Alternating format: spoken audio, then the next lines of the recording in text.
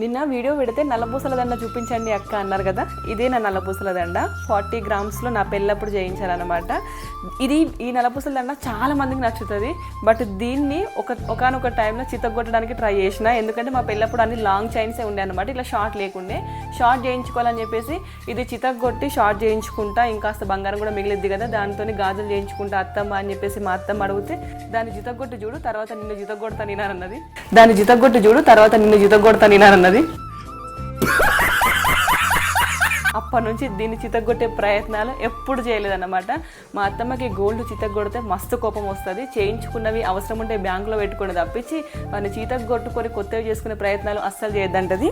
ఈ నల్లపూసల దండ ఏంటంటే 40 గ్రామ్స్లో ఉంది. కింద లాకెట్ మీద కూడా డిజైన్ వస్తుంది, ఇట్లా మామిడి పిందెలాగా వస్తుంది.